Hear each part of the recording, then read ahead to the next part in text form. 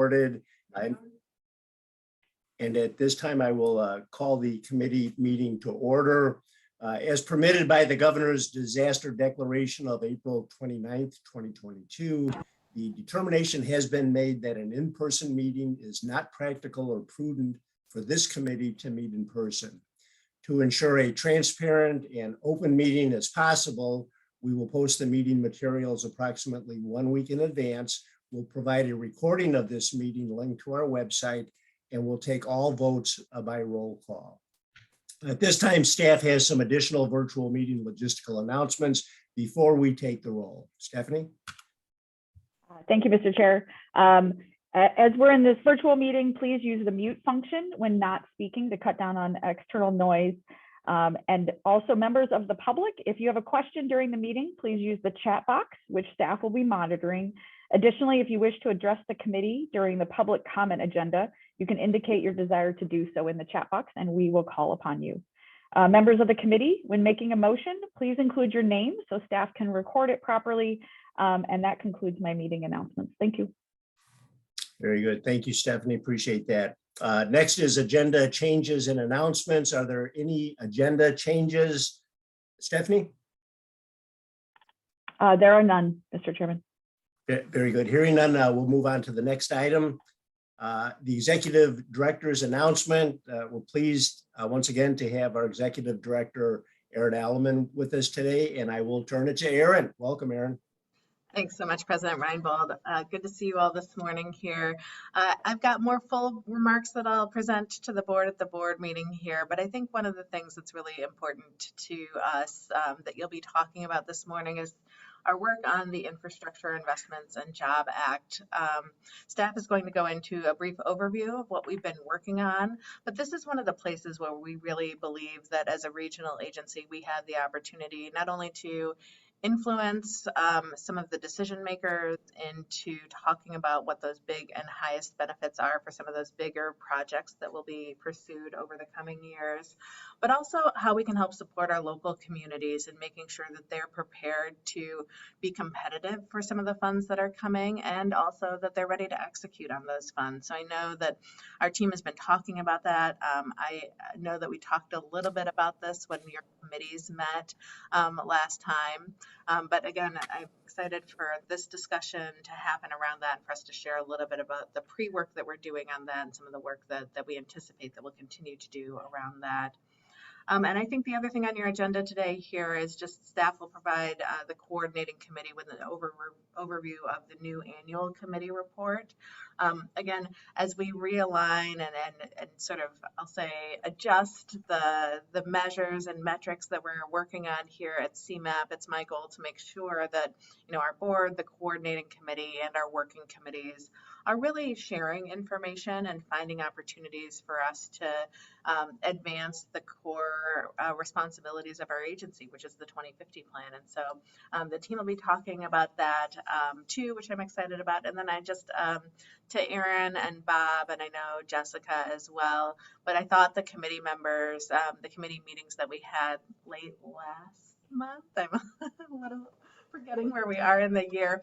I thought the committees, you know, we spent a lot of time with introductions, but and getting feedback on some of our strategies that we and actions and objectives that we are putting in our strategic plan that is really not a strategic plan for what the agency should be focused on. That's 2050, right? That's our North Star, bread and butter. We're always focused on 2050, but of all of the things in 2050 that we should be focused on as an agency, that's really where I hope that our committees are helping us advance the work that A, we have the authorities for here at CMAP, and B, we have the funding and the staff able to do so. So those are my somewhat lengthy, although I said brief remarks that I wanted to share with you to kick this meeting off this morning. So I'll turn it back to you, Chair.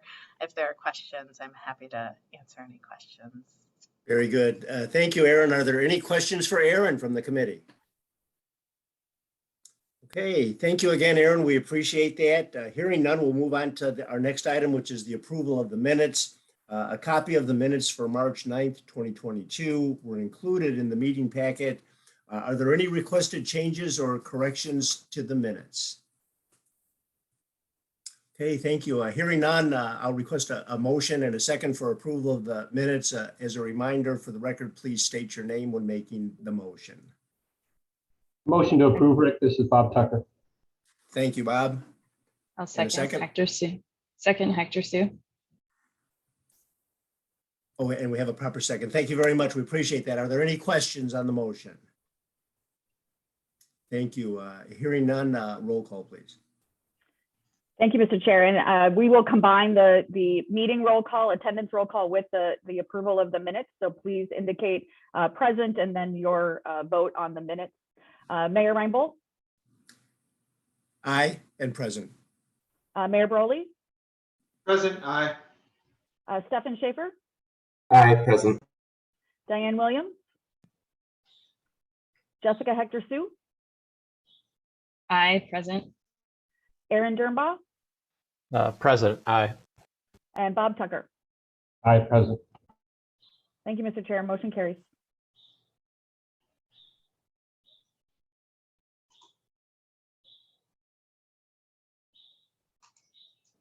You're on mute, Mayor Reinbold, President Reinbold. Thank you. We will move on to new business. Thank you. Motion does carry. Our next item is the Infrastructure Investment and Jobs Act update. Staff will provide an update on the implementation of the Act formula and the competitive opportunities. This item is informational, and we will have our presentation this morning from Laura Wilkeson. Laura, you have the floor. And good morning, everybody. I am Stephanie Pfeiffer, the Deputy Executive Director of Planning, and I am filling in for Laura this morning. So I will be giving you this very interesting presentation. So happy to be here. So we're going to talk about today about the regional coordination for the Infrastructure Investment and Jobs Act, or IIJA. And so moving on to the next slide. So CMAP's role in serving the region, CMAP has continued to think about and prepare for the regional implementation of this very large infrastructure bill. That includes continued review of the bill for policy and programmatic changes that impact CMAP's work directly, as well as preparing for new eligibilities and increased funding for all core regional programs, and continuing to think about how best we can coordinate and prioritize around all of the new competitive opportunities in this bill. Next slide. Staff will continue to spend time this year reviewing the bill itself and implementing federal rules to make sure we are meeting all the new requirements, and share the analysis with partners on their role in these policy changes, as well as review our future work to better align with intentions and opportunities created by these policy changes. The infrastructure bill includes direct changes to authorizing language that will impact CMAP as an MPO. A few of these changes have already been acknowledged in this year's budget and work plan. Next slide. Yes. One of the new changes was that 2.5% of the planning funds need to be set aside for the complete street planning. This was included in our FY23 budget. With the expected increase of $4.1 million in metropolitan planning funds to the region, CMAP was able to budget and allocate more than $715,000 for new regional-wide complete streets program. We are in the early stages of setting up this program, but we can tell you that we will build on the work we've already been doing around our safety action agenda, and will act as another tool for our region to improve travel safety, specifically targeting vulnerable road users such as bicyclists, pedestrians, and those accessing transit per the infrastructure bill. The bill also added new language that would allow CMAP and other MPOs to better coordinate housing, transportation, and economic development. We're currently working with our federal association partners at NARC and AMPO to monitor the progress of the authorization change, and are hoping we will be given maximum flexibility to use our planning funds to continue the work we've already been doing around housing. Going forward, and following the final guidance from the federal government, we will be looking to better capture the importance of housing as it relates to access to transportation, jobs, and other essential services within the transportation planning process. We've also used the time in between the bill passing in November and being funded in mid-March to continue to review how the formula programs we administer to the region will be impacted. The impacts include expanded eligibility and funding for all 3 of our core regional programs focused on surface transportation, congestion mitigation, and transportation alternatives. There will be new eligibility under the Surface Transportation Program for electric vehicle charging, cyber, ITS, and resilience improvements. The CMAQ program saw its eligibility clarified around things like micromobility or bike sharing, for example, and the purchase of zero-emission vehicles and infrastructure. CAP will see its project eligibility explicitly expanded to emphasize safety projects that address vulnerable road users and allow for the use of the state's HSIP funds for local match.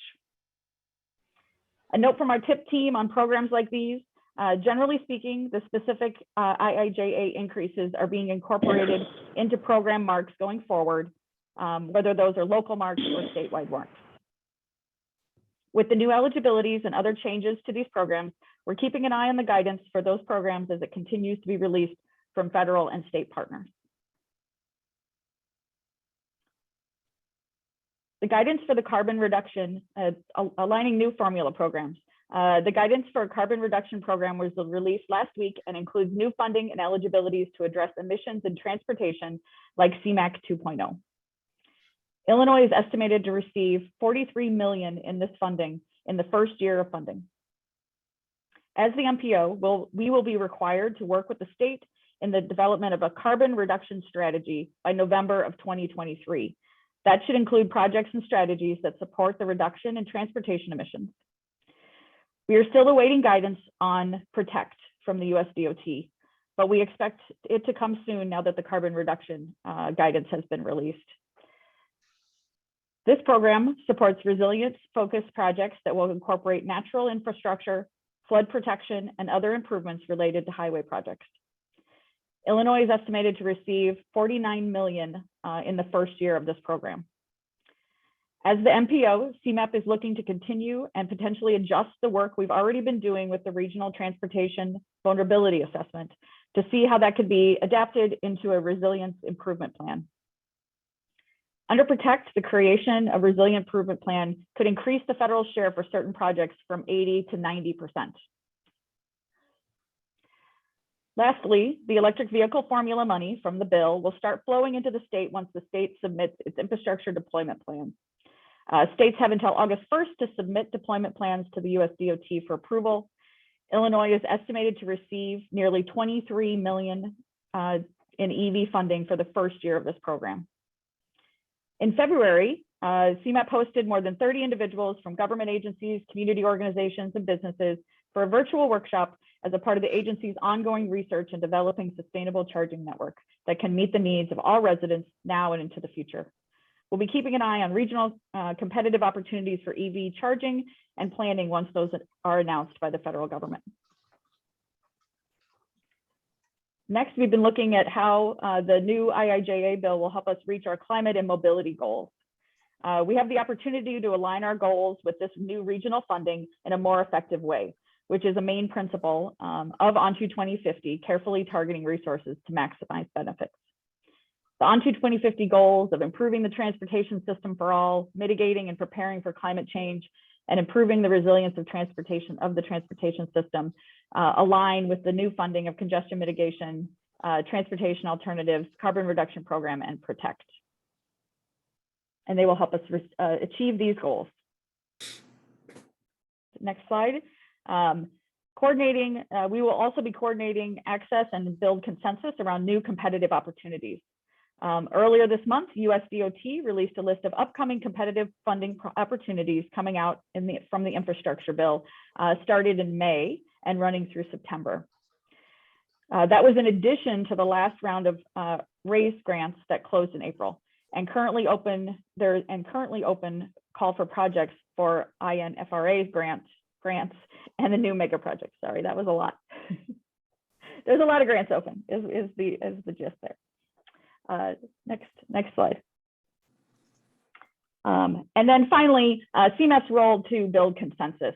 The list of competitive opportunities included 14 competitive grant opportunities for our region, its communities, and our transit partners. One of the first opportunities coming in May is the Safe Streets and Roads for All program that would provide funding for both comprehensive safety action plans and the implementation of those plans in the form of bicycle and pedestrian infrastructure. In addition to broadcasting these opportunities as they're released through our weekly, through our committees, and our local government network, we will be looking at the most competitive approach to these programs, which would be for the region. We'll also be looking to ensure equitable access for our capacity-constrained communities to these funds through grant training, aligning community priorities, and the most accessible and competitive pots of funding. For example, between RAISE, MEGA, and INFRA alone, there is more than $4 billion in available funding for regional projects this year alone. However, if we don't currently have a regionally agreed upon approach to prioritizing the most competitive projects for each of the programs and then supporting these regionally, we will not be successful as a region. As the MPO, we will continue to work to convene, prioritize, and build consensus around applications, but we need to have a longer-term strategy for aligning our larger regionally significant projects with these larger competitive pots of money. The intent of the bill itself and on to 2050 planning principles. So some examples of these that were discussed at the last Transportation Committee is we need to set up frameworks and evaluation criteria and convene to reach regional consensus. We need to speak in one voice. If we do, we are powerful and successful. If we don't work together, our disconnected communities will fall farther behind, with the exact opposite of the intention of the legislation and our agency's mission. We look forward to continuing to have these conversations with the coordinating committee as well as all of our working committees. Thank you for your time this morning, and Aaron and I are happy to answer any questions that you may have. Very good. Thank you, Stephanie. We appreciate it. Looks like there's a lot of opportunity out there. We just have to make sure as a region that we capitalize on that. Are there any questions for Stephanie or Aaron? Okay, great. Thank you very much. Oh, I'm sorry. There was a question. President Reinbold, that's Aaron. I just wanted to hop in and emphasize just a couple of things here. You know, one of the things when we were looking at how our region has fared in past grant opportunities at the federal level, you know, we took a dive into sort of seeing what applications were coming on behalf of the region. And 2 years ago, the RAISE applications that our region put in, we put in something like close to 50 applications. And that would be one thing if it was just a state-specific program, but really it's 50 applications from our region going to compete with hundreds of applications from across the country. And one of the things that I think is really important is that if we aren't prioritizing the things that are important to us here across the region, that again, we continue to sort of challenge our federal delegation in understanding what our top priorities are. It's hard for them to advocate and come to consensus on 50 things, right? But if we can find a way, I think especially with this bill, there are going to be enough opportunities for us to look at the different scales of projects and things that need to be funded across the region. So that's really, you know, where we're digging in as a team and trying to figure out, like, okay, can we phase this stuff? I'm not saying no to you now, but I'm saying that this project meets the marks today, whereas let's get your project primed and ready for next year's application. So I think that's the beauty of this infrastructure bill also, is that there will be sort of these rolling opportunities, and we'll know this year, I think we're scrambling to get that coordination happening. But next year, I think we'll be in a good place to map some of the stuff out with our communities. And I think with your all support and with the board's support, it's helping talk about that bigger picture message that we want to bring dollars to Illinois. We want to advance projects that are important to people here and across the region, but that, you know, we can't compete against ourselves if we want to have good rates of success. Absolutely. Absolutely. Very good. Thank you, Aaron. Are there any other comments or questions on this topic before we move on? Very good. Thank you. Appreciate it. Our next item is the committee annual reports. At this time, staff will provide the coordinating committee with an overview of the new committee annual report format. This format will be used by the coordinating committee and the working level committees to annual report our activities to the CMAP board. This item is excuse me, an informational item. And today our presenter is Alec Ensign, and I will turn it to Alex. Welcome. Thank you, Mayor Reinbold. Good morning, everybody. So my name is Alex Ensign. I'm the brand new Director of Strategic Alignment and Innovation. I think I'm just about my 6-week mark at CMAP, so I'm really happy to be here. I think you have received already this copy of a template for a new annual report format for all of these brand new committees. The 2 new committees for climate, regional economic competitiveness have just had their first meetings, and I think they were really fantastic, very substantive discussions that covered some of the approaches and objectives and outcomes and goals for our strategic direction. As we are really working to refine these approaches, especially for the strategic direction, it was really important to get that feedback and really substantive feedback from our partners throughout the region. So we're actually going to be incorporating that feedback for the approaches and the outcomes and the objectives into the strategic direction to further refine it over the course of the year and make sure that it's as impactful as possible. As part of that process, we also requested that the committees help us to think about what the best indicators would be, because we want to make sure that we're measuring our success and also reporting that as a level of transparency and accountability. So included in your meeting packet is this draft template for an annual committee report to be received from each committee. The template includes a summary of the work completed for the year, the proposed future work to be included in next year's work plan, and the report will include proposed baseline measures, performance measures, and targets that have been established in collaboration with the committee and CMAP staff. These working level committees will continue to provide refinement and accountability to our strategic direction over the course of the next year, with the first set of annual reports aligned to the strategic direction submitted to the coordinating committee and the board in 2023. So you can expect the economy committee to present their first report in May of 2023, I believe. That was the end of my report. If there are any questions about the template or also any suggestions or feedback, it is just a draft template, and I always appreciate feedback. Very good. Thank you, Alex. Are there any questions from any of the committee members? It looks like Aaron has raised his hand, Mr. Chair. Oh, thank you. Aaron. Thank you. Good morning, everyone. Maybe it's the nature of this coordinating committee meeting, but as I was reading through the template, it made me wonder about, you mentioned that these reports would be shared with the coordinating group and the board, but there's a lot of common ground between the 3 different committees. And if there is an option either to be shared with the other committees or to have something that shows the connections, if it's something out of climate that might connect to economy or transportation, just thinking about there's such a shared nature of some of the efforts, some way to a section for that, or simply a sharing of the information between the other committees. Yes, absolutely. That's an excellent point. I can add that to the template. Very good. Thank you for the recommendation. Appreciate that. Any other comments or questions? At this time, oh, I'm sorry, if there's another question, go ahead. Yeah, sorry, just one more question. And sorry if you already said this, Alex. Thank you for that, for sharing the details on the template. Who's creating these reports? Is this something that the staffing the committees will be creating, or are you hoping that we will do that as chairs? Or tell us how you see these being created, or the committee will review them and then report to the board, or what's the process for completing it?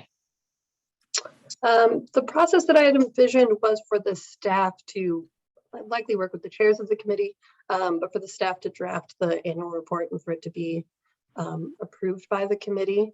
I'm open to suggestions, but I don't want to burden the committee with writing an annual report. So I thought the staff could actually do the the bulk of the writing and then have it be refined and approved by the committee. Okay, thanks. I think that makes a lot of sense, since staff can create the content, but I think it makes sense for the committee to sign off on it so that they know what they're reporting to the board, and so they see it too and can have the opportunity to see what the other committees are doing as well to foster that exchange that Aaron was talking about. Yes, absolutely.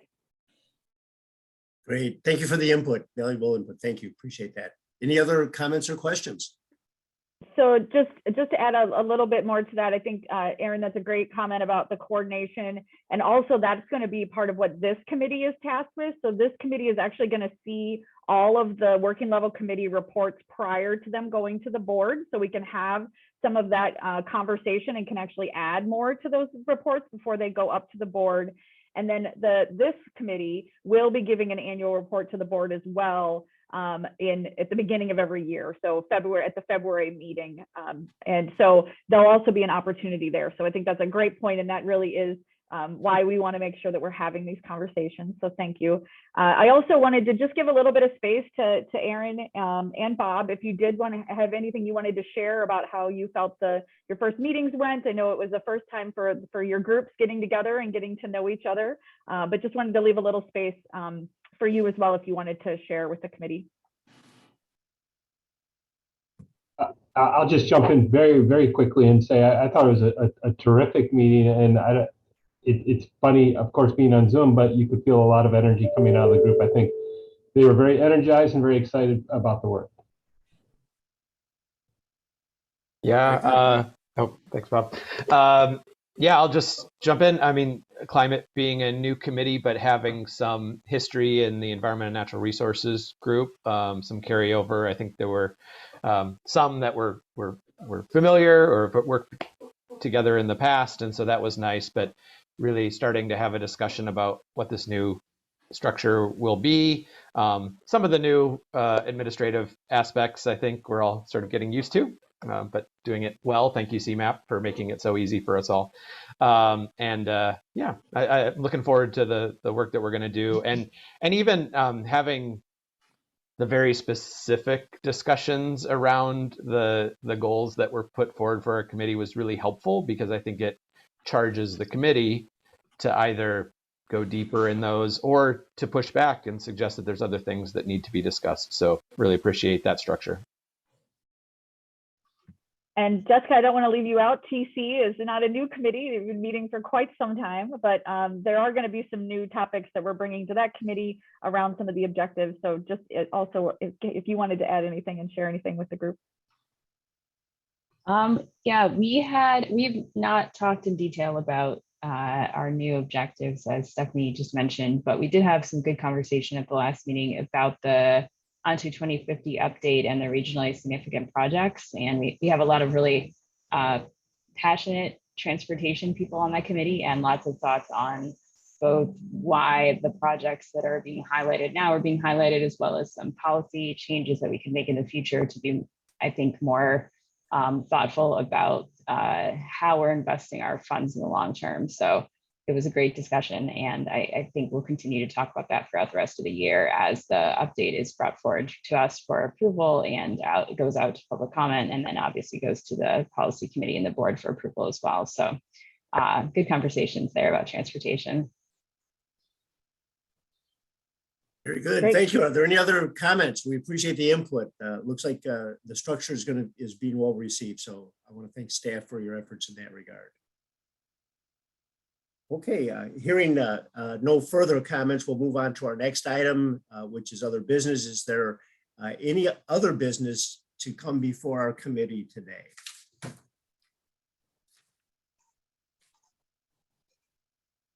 No other business, Mr. Chair.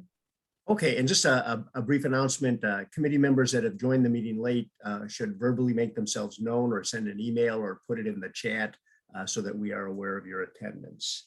Thank you. Next is public comment. At this time, staff will read any comments received prior to today's meeting and recognize any speakers that have entered comment in the chat box. Just as a reminder, if attendees wish to address the committee, please indicate so in the chat box and you will be called on at this time. Staff did not receive comments prior to today's meeting. We have not received any requests in the chat box to address the committee at this time. At this time, if there were any individuals joining us by phone that wish to make a comment, please indicate so by stating your name now. There appears to be no individuals wishing to address the committee at this time, Mr. Chair. Very good. Thank you, Stephanie. Appreciate that. Announcement is that our next committee meeting will be held on September 14th, 2022. And before we adjourn, is there anything for the good of the order from any of the committee members or those present? Okay. Again, I want to thank everybody for joining us this morning. We appreciate your attendance and your participation. It's critical to the success of this committee. So I want to personally thank everyone for joining us and compliment the staff on the great job that they're doing for us. If there is no other business or comments, we will adjourn this meeting. And again, thank you for your participation. Enjoy this wonderful summer day. Thank you. Thank We you, are Rick. adjourned. Thank you. Thank you.